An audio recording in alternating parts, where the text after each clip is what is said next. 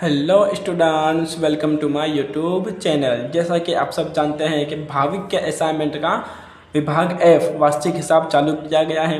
उसके अंदर दाखला नंबर 1 जो हो चुका है, जो लेक्चर नंबर 1 में आपको मिल जाएगा। आज हम करने वाले हैं दाखला नंबर 2। तो चलिए फटाफट दाखला नंबर 2 शुरू करते हैं। दाखला नंबर 2 आप देख सकते हो। पुष्पा ट्रेडर्स નો નીચે આપેલ 31/3/2015 રોજ કાચો સરવૈયા પરથી વાર્ષિક હિસાબો તૈયાર કરો। આ કાચો સરવૈયો આપેલ છે, આના પરથી વાર્ષિક હિસાબ તૈયાર કરવાનું છે।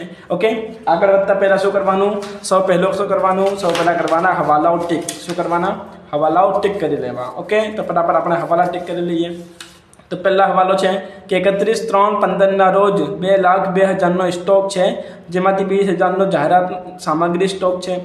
मालना स्टॉक पैकी 40% मालनी बजार किंमत 20% વધુ છે, 30% मालनी बजार किंमत 20% ઓછી છે। જ્યારે બાકીના માલમાં 5,000 રિપેરિંગ ખર્ચ છે। આ છે ડાયરેક્ટ હવાલો અને ટીક કરી નાખવાનું। અને પછી જે માલ છે જાહેરાતનો સ્ટોક એ લખવાનું જાહેરાત ઉપર, એટલે આની અસર થશે જાહેરાત ઉપર। તો જાહેરાત ખર્ચ ઉપર 2 नंबर लखी देवानो, जाहिरात खर्च 2 नंबर। Okay, sorry 1 number. बीजो हवालो, जाहिरात में आपेल माल ₹7500। जाहिरात में माल आपेल है तो एनी असर क्या थशे? जाहिरात खर्च पर थशे अने क्या थशे? खरीदी पर थशे। क्या थशे? खरीदी पर पण थशे। तो खरीदी पर पण 2 नंबर लखी देवानो, खरीदी पर 2 नंबर। ओके, एना पछी 10,000 उधार वेचाण भूलथी उधार खरीदी तरीके नोंधेल है, तो खरीदी और वेचाण बंने पर 3 नंबर लखाशे। अने खरीदी वेचाण पर जो असर थाय तो देवादार और लेणदार पर पण असर थाय, तो एना उपर पर 3 नंबर लखी देवानुं। एना पछी देवादारोमांथी 30,000 खालखाद और 10% खालखाद अनामत राखवानी छे, तो देवादारो उपर 4 नंबर लखी देवानुं। ओके, मूडी पर 10% व्याज आपवानुं छे ने उपाड पर 6% व्याज गणो, तो मूडी अने उपाड पर 5 नंबर लखी देवानुं। हवाला नंबर 6, कायमी मिलकतों पर 10% लेखे सीधी लटीनी पद्धति घसारो गणो, तो कायमी मिलकतों पर 6 नंबर लखी देवानुं। ओके, हवालो टिक कर्या पछी खाता दौरी नाखवाना। बराबर, तो खातानी अंदर क्या खाता बनशे? तो 3 खाता बनशे। पहलो बनशे वेपार खातुं। पुष्पा ट्रेडर्स 31/3/15 रोजना पूरा थता वर्षनु वेपार खातुं विगत रकम। एना पछी बनशे नफा नुकसान खातुं विगत रकम अने छेल्ले बनशे पाकू सरवैयुं। पुष्पा ट्रेडर्स 31/3/15 रोजनु पाकू सरवैयुं, मूडी देवा रकम, मिलकत लेणा रकम। बराबर, दाखलानी शरूआत करिए। सौ पहला शुं लखवानुं? सौ पहला लखवाना बधा हवालाओ। ओके, तो पहला शू करवाना? बधा हवालाओ सोल्व करी देवा। तो पहले आप हवाला नंबर 1 थी शुरू करिए। हवाला नंबर 1, 31/3/15 रोज 2,02,000 स्टॉक है। ध्यान रखो, अहींया एमां 2,000 शू है? सामग्री स्टॉक है। 2,000 शानो छे? जाहेरातनो सामग्रीनो स्टॉक है। जो जाहेरातनो होय तो एने शुं करवानुं? स्टॉक थी अलग करी नाखवानुं। बराबर, तमे अहींया गणतरी जोई शको छो कि 2,02,000 स्टॉक है, एमांथी 2,000 शू है? जाहेरातनो स्टॉक है, तो ये काढी देवानुं। तो केटला वधशे? तो वधशे 2 लाख रुपया। एटले आखा स्टॉक मालनुं केटलुं छे? ए 2 लाख है। आगळ कहे छे कि मालना स्टॉक पैकी 40% बजार किंमत 20% વધુ છે। 20% વધુ છે। ओके, तो 2 लाखना 40% थशे 80,000। 80,000 20% શું છે? વધુ છે। શું છે? વધુ છે। जो વધુ હોય એટલે પ્લસ કરવાનું, તો અહીંયા પ્લસ કરવાનું નહીં। ध्यान रखो, વધુ થશે નહીં। સ્ટોકની અંદર જ્યારે પણ વધુ કરવાનું કે તો વધુ નહીં કરવાનું। ઓકે, એટલે આપણે વધુ નહીં કરીએ। જે રકમ મૂળ છે 40% એને એ જ રહેશે। याद रखो, वधु करवानुं नहीं। ओके, आगळ शुं कहे छे कि 30% मालनी बजार किंमत 20% ओछी है। 20% ओछी है, तो ओछी करवानी। तो 2 लाखनी 30%, 2 लाखना 30% थशे 60,000। 60,000 में शू है? 20% ओछू है। 20% शू है? ओछू है, एटले माइनस करवाना। तो 60,000 में 20% जशे तो वधशे 48,000। ओके, वधु करवानुं नहीं, ओछू करवानुं। एना पछी बाकीना माल में 5,000 रिपेरिंग खर्च है। बाकीना माल एटले बाकीनो एटले बाकी 30%, 40%, 30% ने बाकी कितनी वधी? 30% वधी। तो बाकी 30% ए केटला थशे? 60,000 थशे। ए 60,000 में शू है? 5,000 रिपेरिंग खर्च है। 5,000 शू है? रिपेरिंग खर्च है, तो काढी नाखवानुं। तो वधशे 55,000। ओके, पछी करवानुं 55,000 वत्ता 48,000 वत्ता 80,000, तो थशे 1,83,000। आ शुं बन्यो? आपणो बनी गयो आखर स्टॉक। ओके, जो तमने समझाયું ना हो तो फरीथी पाछळ जईने जोई लेजो, अने समझ में आई गयो होय तो विडियोने लाइक करी नाखजो। चलो आखिर स्टॉकनी एंट्री क्या थाय? आखिर स्टॉकनी एंट्री थाय पाका सरवैयामां मिलकत नाणा बाजू नीचे लखी देवानुं आखिर स्टॉक કેટલું છે આખર સ્ટોક છે 1,83,000। ओके અને આખર સ્ટોકની બીજી અસર ક્યાં થાય? બીજી અસર થાય વેપાર ખાતામાં જમા બાજુ। આખર સ્ટોક 1,83,000। ओके આગળ વધીએ બીજા હવાલા ઉપર। हवाला नंबर 2 जाहरात में आपेल माल 7,500। जाहरात में आपेल माल 7,500 माल आप्यो छे जाहरात में तो एनी असर क्या थाय? जाहरात खर्च पर थाय तो लखवानुं जाहरात खर्च लखवानुं। जाहरात खर्च क्या लखाशे? नफा नुकसान खातानी उधार बाजू लखी देवानुं जाहेरात खर्च ना बराबर। हवे जोवानुं काचा सरवैयानी अंदर कि जाहेरात खर्च केटलो आपेल छे तो जाहेरात खर्च आपेल छे 10,000 रुपया। કેટલા આપેલ છે? 10,000 रुपया तो લખી દેવાનું 10,000 रुपया। અને હવાલો શું કહે છે? હવાલો કહે છે કે જાહેરાતમાં આપેલ માલ જો તમે જાહેરાતમાં માલ આપો તો ખર્ચ વધી જાય એટલે પ્લસ થશે પ્લસ જાહેરાતમાં આપેલ માલ। કેટલાના માલ આપ્યા છે 7,500 નો। અને पहला हवालानी अंदर हतो ने कि 2,02,02,000 मांथी 2,000 जाहेरात सामग्री स्टॉक है आनी असर पण थशे अहींया थशे। ओके आनी असर क्या थशे? अहींया थशे माइनस। ज्यारे पण जाहेरातनो स्टॉक होय याद रखजो ज्यारे पण जाहेरातनो स्टॉक होय तो जाहेरातमांथी बाद करवानुं तो लखी देवानुं जाहेरातनो स्टॉक કેટલો છે? स्टॉक છે 2,000। ओके 10,000 वत्ता 7,500 17,500 माइनस 2,000 15,500।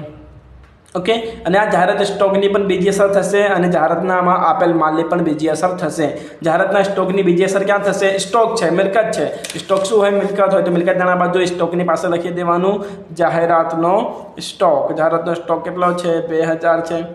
ओके हवाला नंबर 1 में तो जाहेरातनो स्टॉक तो जाहेरातनो स्टॉकनो बे असर थयुं एक मिलकत नाणा बाजू और एक जाहेरात खर्चमांथी बाद। हवे बात करिए जाहेरात में आपेल मालनी तो जाहेरात में आपेल माल जे छे एनी पर बे असर थाय। एक असर कर्युं जाहेरात में प्लस और बीजी असर थशे खरीदीमांथी बाद। याद रखजो ज्यारे पण माल जाए अन्य रीते कई रीते अन्य रीते माल जाए तो खरीदीमांथी बाद करवानुं। ओके तो खरीदी केटली आपेल छे? જોઈ લઈએ રકમની અંદર ખરીદી કેટલા આપે છે? ખરીદી શું હોય? ઉધાર બાકી હોય તો ઉધાર બાજુ છે 3,24,900। 3,24,900 શું છે? ખરીદી છે। ખરીદી માટે શું કરવાનું? માઇનસ જાહેરાતમાં આપેલ માલ। કોઈ પણ અન્ય રીતે માલ જાય તો ખરીદીમાંથી બાદ કરવાનું 7,500 રૂપિયા। ओके जाहेरातमां मालनी बे असर थई एक खरीदीमांथी बाद અને એક જાહેરાત ખર્ચમાં ઉમેરો। आखिर स्टॉकनी जाहेरातना स्टॉकनी बे असर थई एक जाहेरात खर्चमांथी बाद અને एक मिलकत नाणा बाजू। ओके આગળ વધીએ હવાલા નંબર 3 પર। 10,000 નું ઉધાર વેચાણ ભૂલથી ઉધાર ખરીદી તરીકે નોંધાયેલ છે। વેચાણ ક્યાં લખી દીધું? વેચાણ લખી દીધું ખરીદીની અંદર। ખરેખર શેમાં લખવાનું હોય? વેચાણમાં। ભૂલથી શેમાં લખ્યું? ખરીદીમાં। ઓકે તો પહેલાં શું કરીશું? પહેલાં ખરીદીમાંથી કાઢી લઈએ। ભૂલથી ખરીદીમાં લખ્યું ને તો ખરીદીમાંથી કાઢવું પડશે તો ખરીદીમાંથી થશે માઇનસ ભૂલથી નોંધેલ વેચાણ। વેચાણના ભૂલથી નોંધ્યા એ શું થશે? ખરીદીમાંથી બાદ થશે 10,000 રૂપિયા। ओके અને કોઈ પણ વસ્તુ જે ખરીદીમાંથી બાદ કરીએ જ્યારે ખરીદી હોય અને ખરીદીમાંથી બાદ થાય તો એ લેણદારમાંથી પણ બાદ કરવું પડશે। શેમાંથી? લેણદારમાંથી। લેણદાર ક્યાં લખાય? મૂડી દેવા બાજુ લખી દેવાનું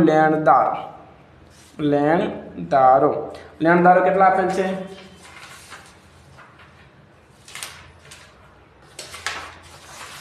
बराबर लेणदारो आपेल है 1,65,000। लेणदार ने जमा बाकी हो देवादार ने उधार बाकी हो तो लेणदार है 1,65,000 एमांथी थशे माइनस भूलथी नोंधेल वेचाण 10,000। ओके लेणदार पर बीजो कोई हवालो नहीं तो रकम बार करी लीए 1,55,000। ओके आ थी भूल सुधारणा। हवे जे खरेखर नोंध शू है? खरेखर नोंध है वेचाणनो तो वेचाण में थशे प्लस तो वेपार खाता में जमा बाजू लखवानुं वेचाण। वेचाण केटला आपेल है? तो वेचाण आपेल है 8,80,000 तो वेचाण लखवानुं 8,80,000 प्लस નોંધવાની બાકી વેચાણ, નોંધવાની બાકી છે ને, જે ખરીદીમાં લખ્યું હતું એ બાકી છે, તો 10,000 પ્લસ કરી દેવાનું. ઓકે. અને જો વસ્તુ વેચાણમાં પ્લસ થાય તો એમાં શેમાં પ્લસ થાય? એ પ્લસ થાય દેવાદારની અંદર. શેની અંદર? દેવાદારની અંદર. તો દેવાદાર લખી દેવાનું, મિલકત નાણા બાજુ દેવાદારો. દેવાદારની કેટલી બાકી છે? દેવાદારની બાકી છે 2,20,000. ઓકે. તો દેવાદારો છે 2,20,000 પ્લસ વેચાણમાં પ્લસ હોય તો દેવાદારમાં પણ પ્લસ કરો, પ્લસ નોંધવાનું બાકી વેચાણ 10,000. ઓકે. 2,30,000. આની સાથે આ હવાલો પૂર્ણ થાય છે. આ હવાલાની 4 અસર થઈ. આગળ વધીએ હવાલા નંબર 4 ઉપર. દેવાદારોમાંથી 30,000 ખાલખાત તરીકે માંડી પાડવાના છે. 10% ખાલખાત અનામત રાખવાની છે. ફટાફટ આપણે ખાલખાત બાદ કરી લઈએ. દેવાદાર અહીંયા છે માઇનસ ખાલખાત. ખાલખાત કેટલા છે? ખાલખાત 30,000. 30,000 બાદ કરીએ તો કેટલા આવશે? એ આવશે 2 લાખ રૂપિયા. અને 2 લાખમાંથી માઇનસ કરવાનું ખાલખાત અનામત. ખાલખાત અનામત કેટલા રાખવાના? ખાલખાત અનામત કેટલા રાખવાના? ખાલખાત અનામત રાખવાના છે 10%. તો 2 લાખમાં 10% થશે 20,000. તો એ વધશે 1,80,000. ઓકે. ખાલખાત અને ખાલખાત અનામતની બીજી અસર કરવાનું ક્યાં થશે? નફા નુકસાન ખાતામાં ખાલખાતના ફોર્મેટની અંદર. તો ખાલખાતનું ફોર્મેટ શું છે?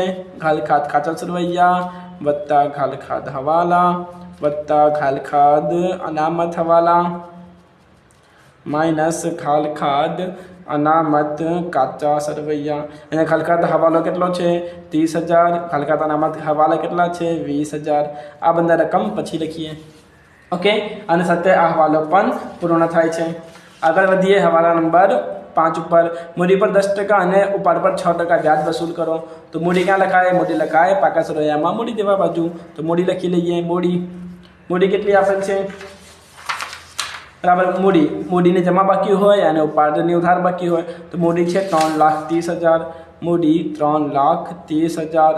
એમાં કરવાનું પ્લસ મૂડી પર વ્યાજ. વ્યાજ કેટલા આપવાના છે? મૂડી પર વ્યાજ આપવાના છે 10%. કેટલા રાખવાના છે? 10%. તો 10% કરી લેવાનું માઇનસ પ્લસ વ્યાજ 10%. 3,30,000 10% કેટલા થાય? એ થાય 33,000. 33,000. ઓકે. અને 2 લાઈન છોડીને લખવાનું ઉપાડ થશે માઇનસ. ઓકે. 2 લાઈન છોડીને લખવાનું ઉપાડ કેટલા છે? તો ઉપાડ જોઈ લઈએ કેટલો છે. ઉપાડ છે 26,400. 26,400. ઓકે. એમાં કરવાનું પ્લસ ઉપાડનું વ્યાજ. ઉપાડનું વ્યાજ કેટલા છે? 6%. તો 26,400 6% કરવાના. 26,400 ગુણ્યા 6%. તો આવ્યો 1,584. ઓકે. આ રકમ આગળ લઈ જવાનું. 1,584 વત્તા 26,400. તો આવશે 27,984. ઓકે. આની બીજી અસર કરવાનું. બીજી અસર ક્યાં થશે? બીજી અસર થશે નફા નુકસાન ખાતામાં થશે. બરાબર. નફા નુકસાન ખાતામાં ઉધાર બાજુ લખવાનું મૂડી પર વ્યાજ. મૂડી પર વ્યાજ ધંધાનો ખર્ચ છે. તો ઉધાર બાજુ લખાશે મૂડી પર વ્યાજ 33,000. અને ઉપાડ પર વ્યાજ ધંધાની આવક છે. એ જમા બાજુ લખવાનું ઉપાડ પર વ્યાજ. કેટલા છે ઉપાડ પર વ્યાજ? ઉપાડ પર વ્યાજ છે 1,584. ઓકે. આ હવાલો પણ પૂર્ણ થાય છે. આગળ વધીએ હવાલા નંબર 6 ઉપર. કાયમી મિલકતો પર 10% લેખે ઘસારો ગણો. કઈ પદ્ધતિ એ? સીધી લીટીની પદ્ધતિ એ ઘસારો ગણો કાયમી મિલકત પર. બરાબર. ઘસારો ક્યાં ગણાય? મિલકત ઉપર. મિલકત ક્યાં લખવાય? મિલકત નાણા બાજુ. મિલકત નાણા બાજુ લખવાનું કાયમી મિલકતો. કાયમી મિલકતો કેટલી આપેલ છે? કાયમી મિલકતો આપેલ છે 4,80,000. કેટલા આપેલ છે? 4,80,000. પણ કૌંસમાં આપેલ છે પડતર કિંમત 6 લાખ. અહીંયા કઈ પદ્ધતિ છે? અહીંયા પદ્ધતિ છે સીધી લીટીની પદ્ધતિ. સીધી લીટીની પદ્ધતિ ઉપર જે પડતર કિંમત હોય ને એના ઉપર ઘસારો ગણવાનું. એટલે 6 લાખ ઉપર ઘસારો ગણવાનું અને 4,80,000 માંથી બાદ થશે. ઓકે. તો કાયમી મિલકતો છે 4,80,000. ઘસારો ગણીએ. ઘસારાની અંદર મિલકતો કેટલી છે? પડતર કિંમત 6 લાખ છે. તો 6 લાખના કરવાના 10% કેટલા કરવાના 10% કરવાના તો આવશે 60,000 એટલે ઘસારો કેટલા ગણાશે ઘસારો ગણાશે 60,000 પણ બાદ શેમાંથી થશે બાદ થશે કાયમી મિલકતોની જે હાલની કિંમત છે 4,80,000 એમાંથી થશે બાદ માઇનસ ઘસારો 10% શાના 4,80,000 ના નહીં પડતર કિંમત કેટલા છે 6 લાખ છે તો 6 લાખના 10% કરીએ તો આવશે 60,000 રકમ વધશે 4,20,000 ओके आगे बढ़िए आनी बीजी असर क्या थशे तो घसारानी बीजी असर थाय नफा नुकसान खाता में उधार बाजू कायमी मिलकत पर घसारो कायमी मिलकतनो घसारो 60,000 ओके आनी साथे बधा हवाला पूर्ण थाय छे तमने कोई पण डाउट होय प्रॉब्लम होय तो मैंने कमेंट्स में जाण करी सको छो અને અહીંયા સુધી તમે લેક્ચર જોઈ લીધો હોય તો વિડીયોને લાઇક કરો સબસ્ક્રાઈબ ના કરી હોય તો કરી લેજો પોતાના ફ્રેન્ડ્સને પણ શેર કરી નાખો ચલો હવે અંદરની વિગતો જે છે કાચા સરવૈયાની એ આપણે ફટાફટ લખી લઈએ તો મૂડી અને ઉપાડ લખાઈ ગયો છે ખરીદીને વેચાણ લખાઈ ગયો છે માલ પરત બંને બાજુ છે તો જે ઉધાર બાજુ હોય ને એ હોય વેચાણ પરત उधार बाजू शू है वेचाण परत होय अने जमा बाजू शू होय खरीद परत होय याद रखजो उधार बाजू वेचाण परत जमा बाजू खरीद परत बने शू थाय बने बादबाकी थशे तो वेपार खाताओनी अंदर खरीदीमांथी खरीद परत माइनस थाय माइनस खरीद परत कई बाजू हशे खरीद परत हशे जमा बाजू छे કેટલો છે 22,000 અને વેચાણમાંથી કરવાનું વેચાણ પરત માઇનસ વેચાણ પરત કઈ બાજુ હોય ઉધાર બાજુ હોય વેચાણ પરત છે 88,000 ओके आगे बढ़िए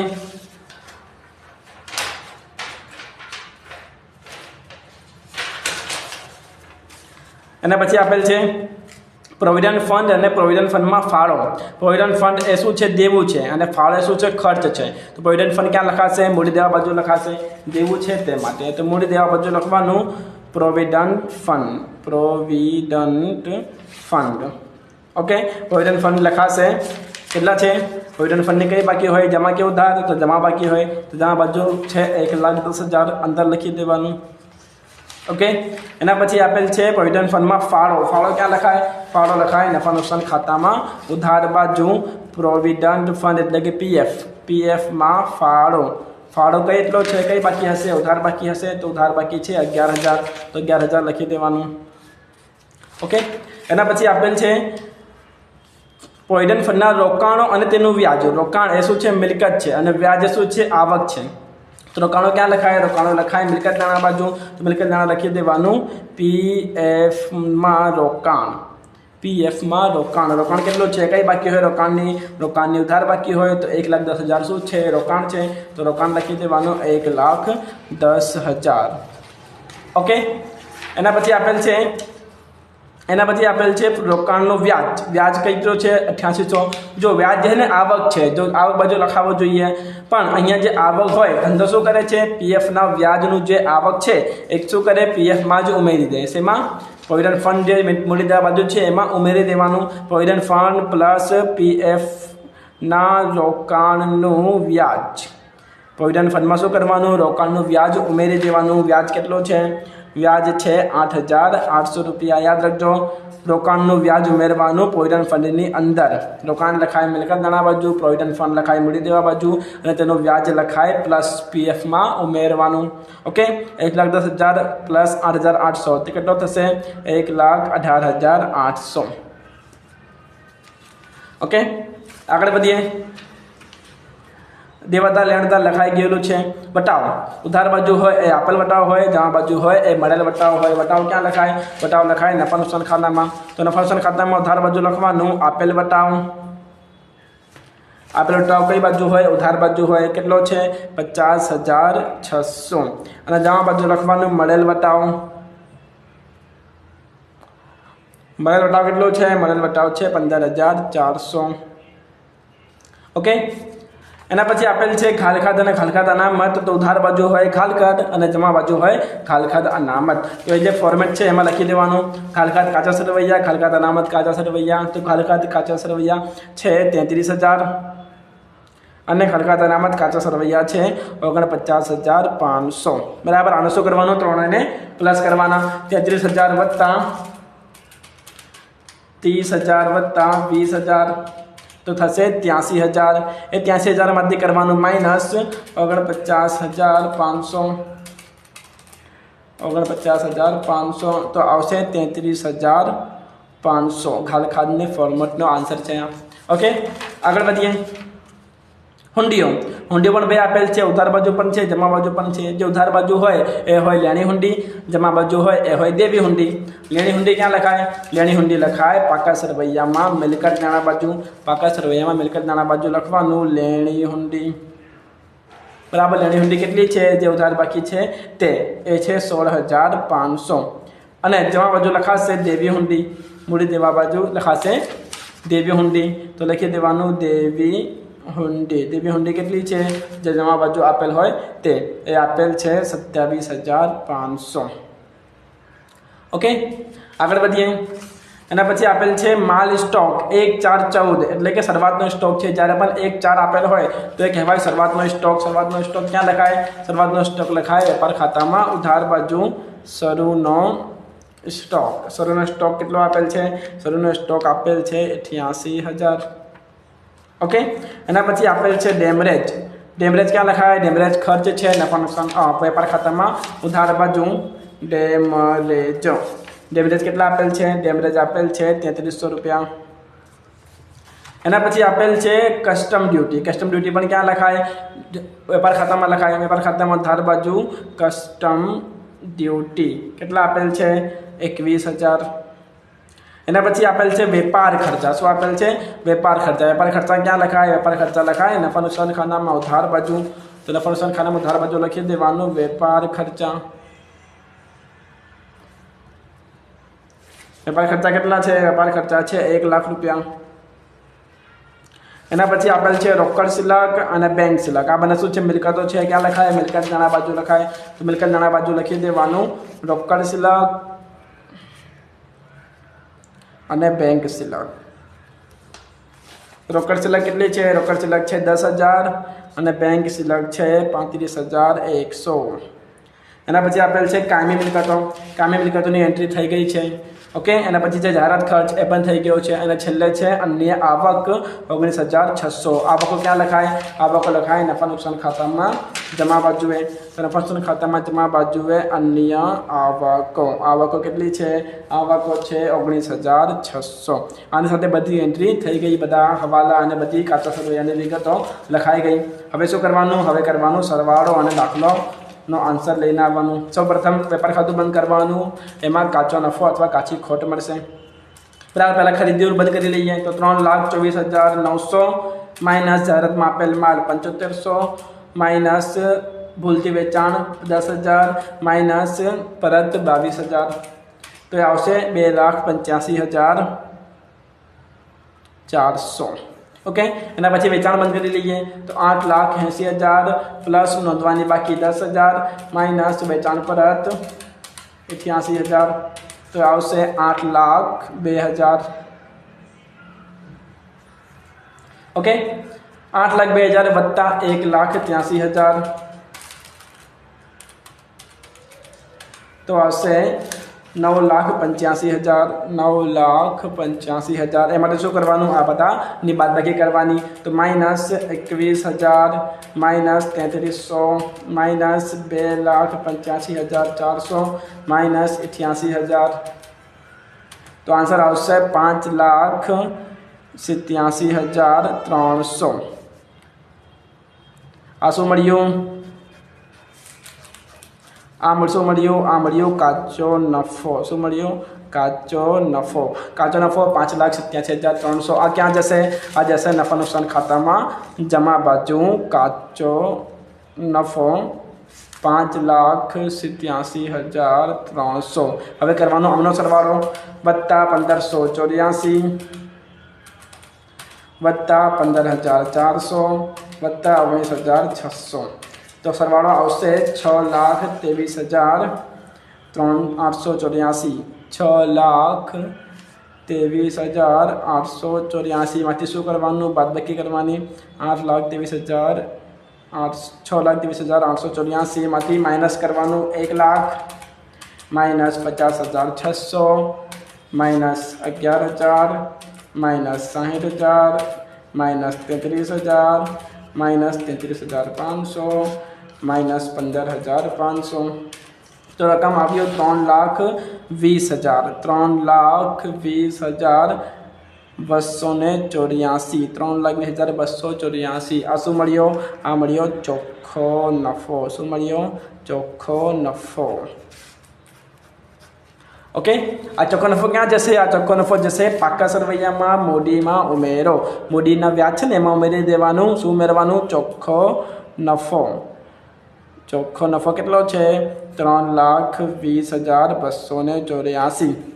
આ ત્રણનો થશે સરવાળો વત્તા 33,000 વત્તા 3,30,000. તો રકમ આવશે 6,83,284. એમાંથી માઇનસ કરવાનું.